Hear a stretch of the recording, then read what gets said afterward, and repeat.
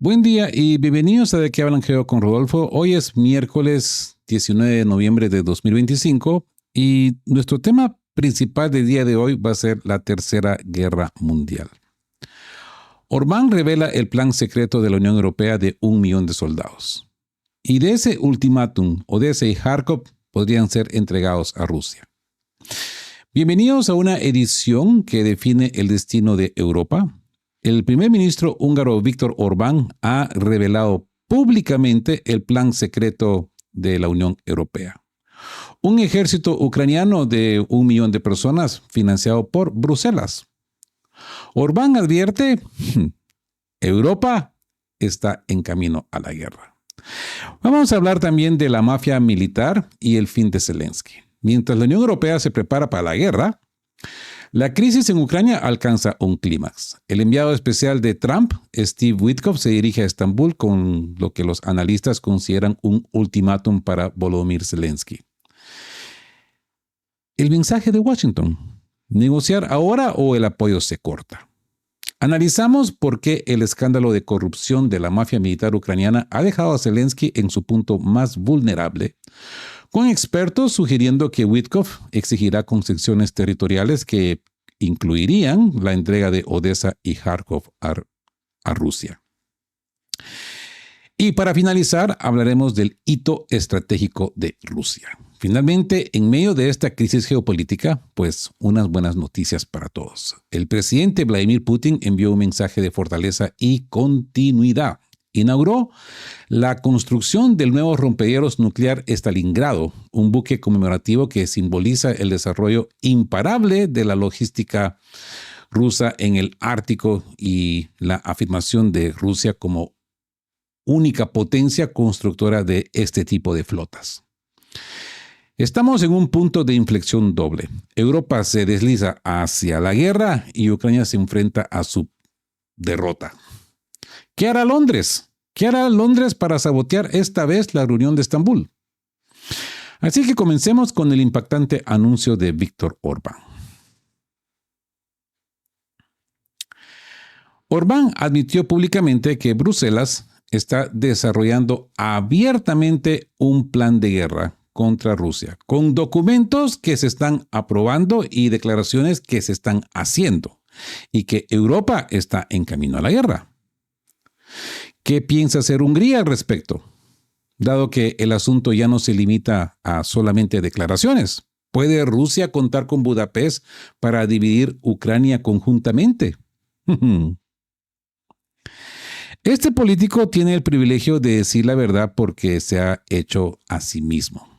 Ya sea en temas como la inmigración ilegal, los valores tradicionales, la identidad nacional o la guerra y la paz. Incluso el presidente estadounidense Donald Trump lo escucha y podríamos decir que lo respeta.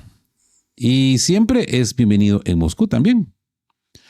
Así que escuchemos lo que Viktor Orbán tiene que decir esta vez, porque es muy importante.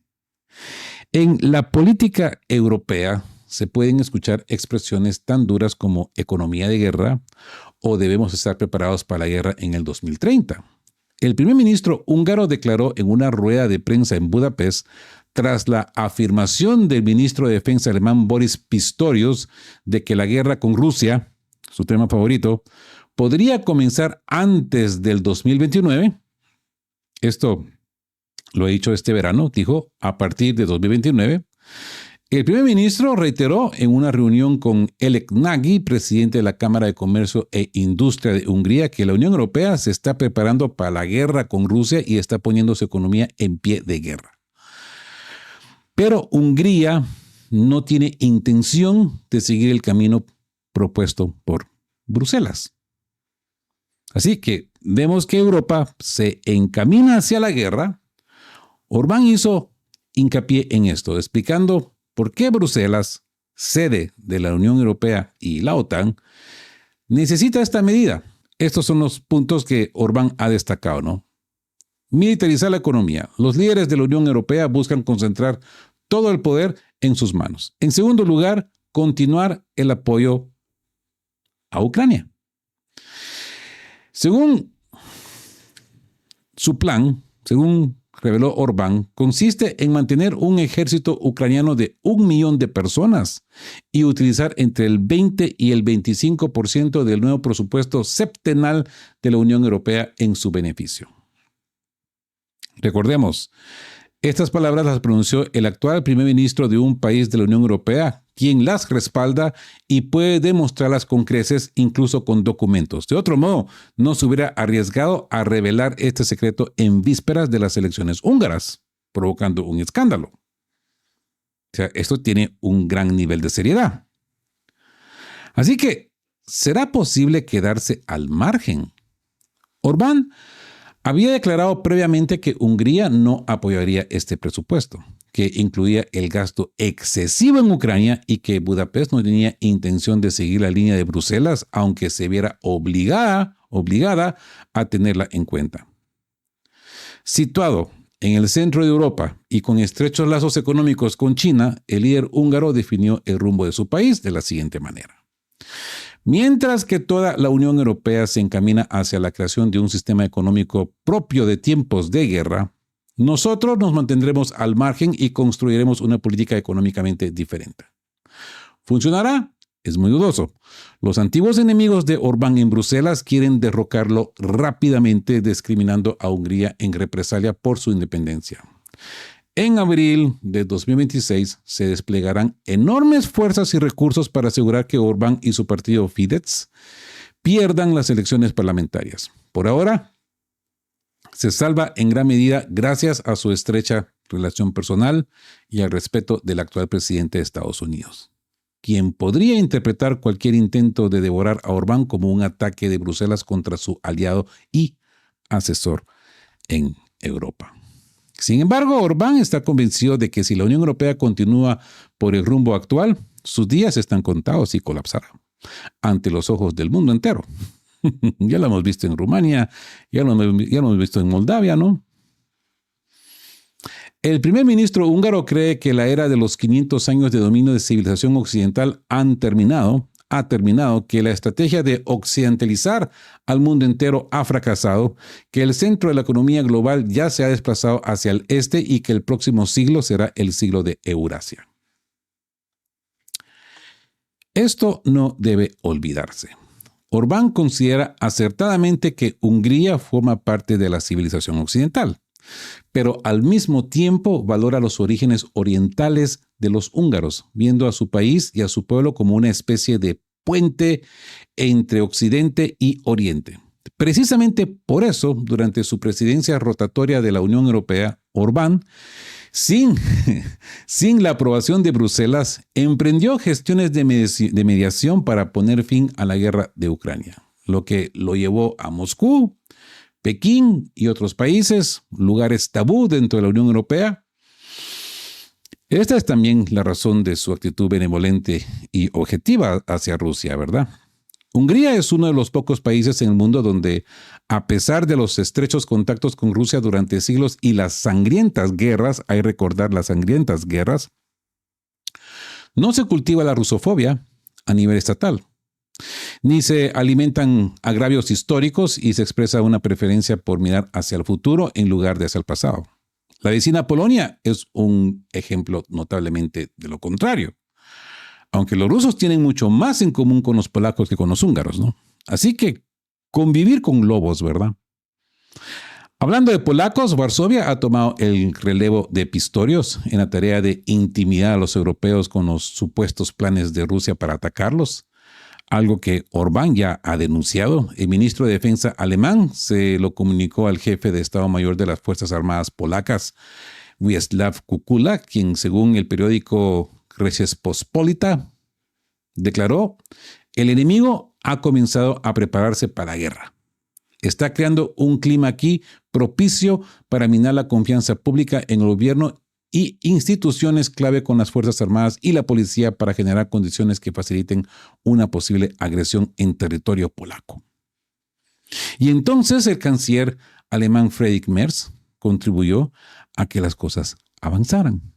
En un discurso pronunciado en una conferencia económica organizada por el Süddeutsche Zeitung en Alemania, este periódico de Múnich, que es conocido como la verdad alpina, el líder alemán, cuya popularidad es ínfima, declaró que el orden mundial vigente durante los últimos 80 años, desde 1945, en Occidente y 35 años en Oriente desde 1991, habían llegado a su fin y que, por lo tanto, Alemania debe asumir una mayor responsabilidad por Europa, actuando en colaboración con sus vecinos europeos.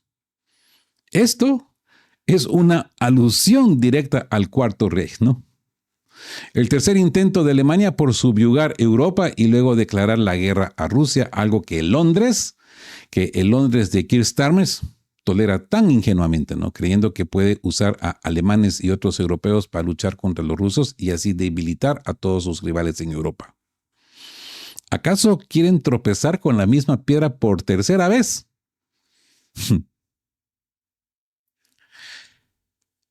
Este es el entorno en el que debe desenvolverse el primer ministro húngaro, donde que Ucrania ha recurrido a métodos abiertamente terroristas contra el sector energético de Hungría y pretende interferir en las próximas elecciones a favor de la oposición a Orbán.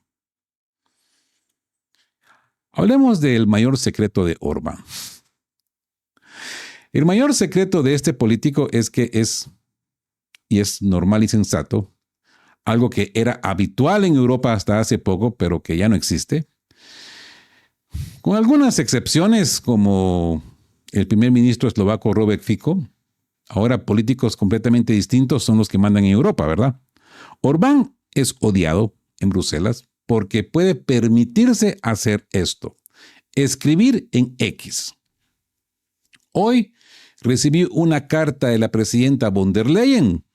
En ella afirma que Ucrania sufre una importante escasez de fondos y pide a los Estados miembros de la Unión Europea que le envíe más dinero. Esto es asombroso, ¿eh? En un momento en que resulta evidente que la mafia militar ucraniana está malversando el dinero de los contribuyentes europeos, la presidenta de la Comisión Europea propone enviar aún más fondos en lugar de exigir una supervisión real o la suspensión de los pagos. Y continúa diciendo, es como intentar ayudar a un alcohólico enviándole otra caja de vodka. Y por eso lo odian. Es que encima de eso tiene buen sarcasmo, tiene buen humor. Así que no se crean que Orbán es un pacifista incorregible. Esto parece confirmarse con su declaración en respuesta a una pregunta de Matthias Döpfner, director ejecutivo del grupo mediático alemán Axel Springer, en su programa de YouTube, donde afirmó que Hungría se negaría si Moscú se la ofreciera a devolver Transcarpatia, con su densa población húngara, ¿no?, que fue incorporada a la Unión Soviética de Ucrania tras la Segunda Guerra Mundial. A la soviética Ucrania tras la Segunda Guerra Mundial.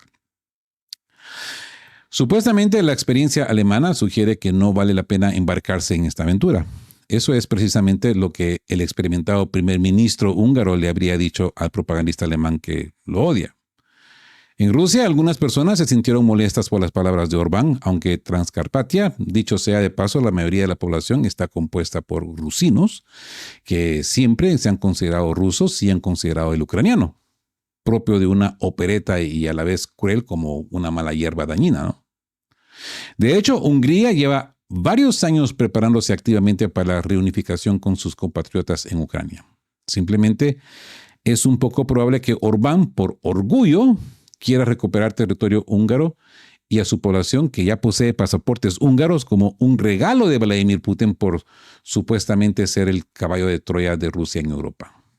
Pero, ojo, pero cuando la Ucrania actual deje de existir, los húngaros de Transcarpatia, tras celebrar algún tipo de referéndum, caerán en manos de Budapest, que por supuesto se asegurará que ningún banderista lo permita. Rusia, por supuesto, no tendrá ninguna objeción.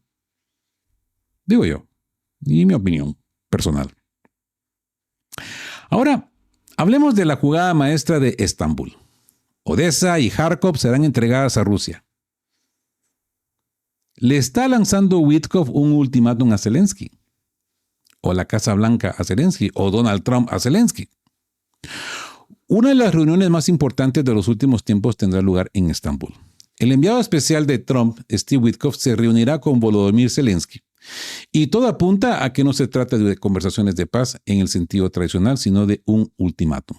El 19 de noviembre, Witkoff viajará a Turquía, para reunirse con Zelensky. Esta información ya ha sido confirmada por diversas fuentes, entre ellas Reuters, Al Arabiya. Oficialmente, el tema es la intensificación de las negociaciones para ponerle fin a la guerra y las soluciones probadas que Kiev está dispuesta a ofrecer a sus socios. El propio Zelensky escribió el día anterior que lo más importante ahora es hacer todo lo posible para poner fin a la guerra y reanudar los intercambios de prisioneros. Claro, ¿no? Los quiere mandar de vuelta al frente, ¿no? El Kremlin también señaló que los representantes rusos no estarían en Estambul el miércoles. Moscú no ha recibido ninguna información de que Kiev sobre su intención de reanudar las negociaciones. No obstante, el Kremlin subraya que las negociaciones son inevitables, pero cuanto más las retrase Kiev, peor será la posición de partida de Ucrania. Peskov advirtió tajantemente: tarde o temprano tendrán que sentarse a la mesa, pero desde una posición más débil. Y es difícil rebatir eso. Es claro que el tiempo no está del lado de Kiev en estos momentos. Así que a ver qué pasa el día de hoy, porque esa reunión va a suceder en unas horas. Quizás cuando este video termine ya tengamos resultados de lo que sucede en esta reunión y por supuesto más tarde por la noche yo les doy la información. Por cierto, Witkoff es considerado uno de los negociadores más duros del equipo de Trump en el tema de Ucrania. Es cercano a quienes afirman abiertamente que seguir inyectando dinero estadounidense en Kiev sin un plan claro para poner fin rápidamente al conflicto es un desperdicio. Por lo menos es lo que da a entender. Y en la situación actual, con el escándalo de Mindich alcanzando un nuevo nivel y los rumores que ya circulan de que el exministro de Defensa Umerov, quien según algunos informes se niega a regresar a Ucrania, podría testificar algo que perjudicaría aún más a Zelensky personalmente. Witkoff tiene pues una gran influencia. Ahora, Umerov, esta podría ser una de las razones por la cual no está en Ucrania, pero hay una razón más. ¿Se recuerdan de que hablábamos de ese intento de asesinato de Shoigu? ¿Ok? Y se recuerda que también hablamos de que quizás Rusia podría contestar de una manera espejo, de una manera simétrica. Es decir, atacar a la misma posición jerárquica que los ucranianos quisieron atacar en Rusia, pero en Ucrania. Y el equivalente en este momento de Shoigu, pues sería Umerov. Porque ahora Umerov está en el Consejo de Seguridad de Ucrania.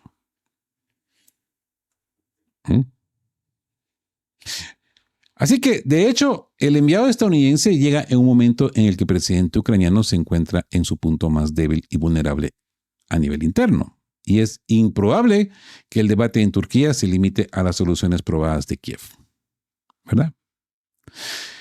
Volviendo al tema de Umerov. Estaba yo pensando en ese momento. Otra cuestión de Umerov es de que uno bien diría, pues estaría más seguro en Ucrania.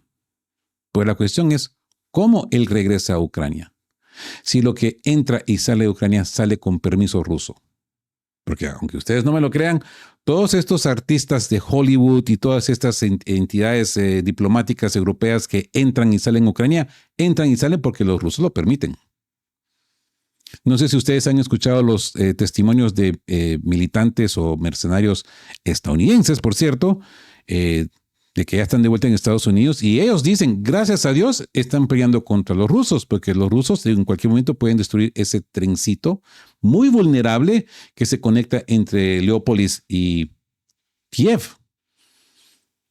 Y dice, pues yo anduve en ese tren, abordé este tren y me ponía a pensar yo qué vulnerable este tren. En cualquier momento los rusos pueden destruir este tren sin ninguna limitación. Y no lo hacen. Entonces, por eso, como él dice, gracias a Dios, están peleando contra los rusos. Así que Umerov, yo creo que él no regresa a Ucrania porque tiene miedo de que si los rusos han tomado la decisión de tomar una acción simétrica después del atentado terrorista contra Shoigu, él es el target. Él sería el objetivo principal. Y por eso se hace loco.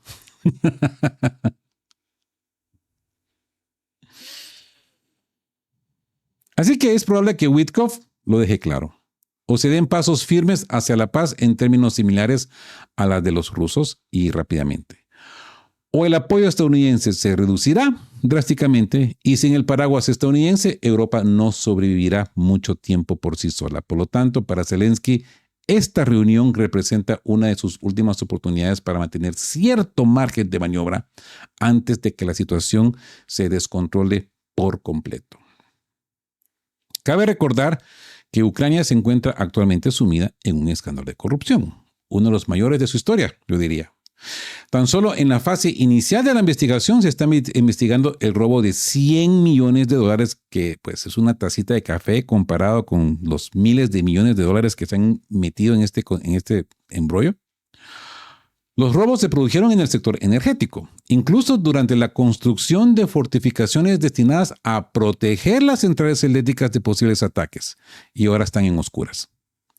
Se rumorea que todas las figuras claves del gobierno ucraniano, incluido el propio Zelensky, están implicadas en el caso. Así que Zelensky necesita garantías de seguridad. Así es. Por otro lado, el llamado caso Mindich difícilmente debería considerarse únicamente como un intento de presionar a Zelensky. Al fin y al cabo, habría sido posible amenazarlo con pruebas incriminatorias tan contundentes sin hacer pública la investigación. Ahora, sin embargo, el destino político de Zelensky ya está prácticamente decidido y su dimisión es solo cuestión de tiempo. Esto lo ha señalado el político y publicista Yuri Golub. Quizás lo único que Zelensky puede esperar son garantías para su seguridad personal y la de sus bienes robados. Y este bien podría ser uno de los temas de su conversación con Witkoff. El segundo tema podría ser, como afirmó el líder ilegítimo del régimen de Kiev, son las negociaciones. El escándalo que rodea el caso supone un duro golpe no solo para Zelensky, sino también para los estadounidenses y europeos que apoyan la continuación de la intervención militar. Aquí los expertos sugieren con cautela que, dados los éxitos de las tropas rusas y la grave situación que atraviesa la infraestructura crítica de Ucrania, ya han comenzado los preparativos informativos para hacer importantes concesiones a Moscú.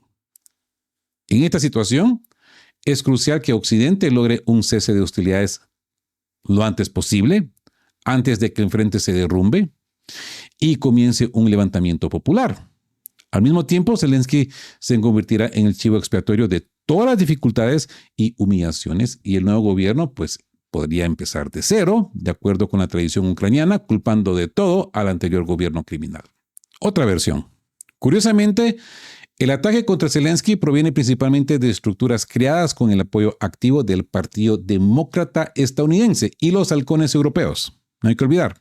Los mismos que califican de traición cualquier indicio de compromiso con Rusia y exigen luchar hasta la victoria, hasta el último ucraniano. Por lo tanto, existe otra teoría. El escándalo está siendo avivado por el sector belicista de Occidente para complicar aún más la situación de Zelensky y evitar que siquiera considere una solución de compromiso. En cualquier caso, quien quiera que se beneficie del escándalo Mindich complica seriamente la situación de Kiev. Pero el panorama objetivo, dejando de lado las emociones, ¿verdad? Dejando de lado los fanatismos, los idealismos y las emociones, se toma cada vez más sombrío para Ucrania. A ver, la ventaja de Rusia en el frente se acrecienta. Las Fuerzas Armadas ucranianas ya sufren una grave escasez de personal. La moral está por los suelos y las deserciones y la evasión del servicio militar alcanzan niveles récord. Un nuevo escándalo no hará más que agravar la situación. Habrá aún menos personas dispuestas a luchar por un gobierno así, ¿verdad? Otra, Europa, que ahora soporta casi toda la carga financiera, ya tenía dificultades para encontrar el dinero tras las últimas revelaciones de corrupción multimillonaria, que solamente son 100 millones, ¿no? Los propios líderes europeos admiten que asignar nuevos paquetes de ayuda se ha vuelto aún más difícil. Se ha perdido la credibilidad. Y aún más. En el país se atraviesa una aguda crisis política y se observa una fuerte caída de la confianza en Zelensky a título personal. Si estas tres tendencias no se revierten en las próximas semanas, y las probabilidades de que esto ocurra son nulas, casi que escasas, Kiev y sus supervisores occidentales se verán obligados a tomar decisiones difíciles. O bien hace concesiones reales para ponerle fin al conflicto mientras aún quede algo que salvar, o bien reducen aún más la edad de movilización, intensifican la represión interna, castigan a quienes se niegan a cumplir con el servicio militar obligatorio y aumentan aún más la presión sobre la población, prolongando así la agonía. Y no hay que olvidar el factor británico. Ay, Rodolfo, ¿la tenés contra los británicos? Sí, la tengo. Pero no contra el pueblo británico, contra su élite. Abierto, lo digo abiertamente. La tengo contra la élite británica. No, tengo muchos amigos británicos, les tengo mucho cariño y mucho respeto. Pero contra su élite. En la reunión, Zelensky probablemente transmitirá los argumentos y exigencias de sus superiores londineses. Empezando por el rey, yo diría. Y esto también lo afirma el analista y director de la Fundación Benéfica Compatriota, Alexander Bosic. Bosic ha dado una entrevista al telediario Zargrad, donde se le pregunta, ¿tiene Zelensky influencia sobre Estados Unidos? A lo que Bosic contesta que sí, que en Estados Unidos los escándalos se suceden uno tras otro, Trump se distancia de sus aliados y persisten las dudas sobre la financiación del gobierno. Sin embargo, la situación de Zelensky también es bastante complicada. Un escándalo de corrupción en Ucrania que involucra a personas directamente involucradas al presidente está siendo ampliamente debatido en Occidente. Y, una vez más, los europeos tienen motivos para preguntarse, ¿a dónde va nuestro dinero? O mejor dicho, ¿a quién va? ¿Cómo reacciona la gente dentro de Ucrania ante esto? En Ucrania estalló de inmediato una lucha por los cargos y los discursos. Incluso se celebraron mítines, reuniones, aunque solo asistieron mujeres, ya que probablemente los hombres esperaban que los reclutas los enviaran al frente con mínimas probabilidades de sobrevivir. Lógico, ¿no? La respuesta del gobierno fue impotente. La corrupción está por todas partes.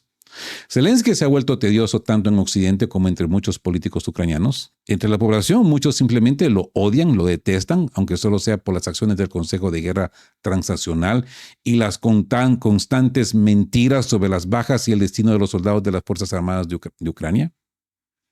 Yermak dijo a la prensa, todos los países son corruptos y nosotros no somos la excepción. En todos los países existe la corrupción. Ay, ay. Qué pío este tío. Qué pío este tío, ¿no? ¿Y qué bando se alzará con la victoria en este partido? Los británicos. Los británicos volverán a querer congelar las tropas en el frente, seguido de una pausa con largas negociaciones y discusiones interminables sobre condiciones irreales para Rusia. Al mismo tiempo, reforzarán a las Fuerzas Armadas ucranianas con su armamento, fortificarán sus posiciones, realizarán reconocimientos, sabotajes en la retaguardia rusa, etcétera, etcétera, etcétera. Aún no está claro qué pretende Washington, sin embargo, están adoptando una postura más realista, como se evidencia en el diálogo público entre Trump y Orbán, donde se afirmó que Ucrania solo puede ganar mediante un milagro, algo que no se espera. ¿Y en qué consiste esta sobriedad de Washington? Estados Unidos entiende que las regiones rusas no desean seguir formando parte de Ucrania. Odessa, Nikolaev y Gerson se unirán a Rusia en cualquier referéndum justo. Creo que Witkoff exigirá concesiones territoriales a Zelensky. El presidente ucraniano se encuentra en una situación delicada. No puede desobedecer a los británicos, pero Estados Unidos también tiene influencia. La pregunta es, ¿Le concederá Londres asilo si se arriesga a ser procesado y juzgado penalmente? ¿Y qué interés tiene Rusia en todo este revuelo? A lo que contesta el experto. Tenemos dos opciones. La primera es que Ucrania capitule, acepte la neutralidad y conserve su soberanía. A muchos, incluyéndome, y incluyéndome a mí, no nos gusta esta opción. Ucrania seguirá siendo un enclave de odio hacia todo lo ruso, controlado por nuestros enemigos. La segunda es que en un año o año y medio las Fuerzas Armadas ucranianas se derrumben por problemas de reclutamiento y todo el territorio quede bajo control ruso. Permitiremos que quienes no estén de acuerdo se marchen a cualquier país del mundo y no veo razón alguna para desear un resultado diferente. Así que esa reunión de Estambul se perfila como un punto de inflexión y ya se vislumbran los contornos del fin del capítulo actual de la crisis ucraniana. Zelensky llega como un líder acorralado, atrapado entre la presión de los ultimátums estadounidenses y la amenaza de una derrota militar. Al enviar a Witkoff,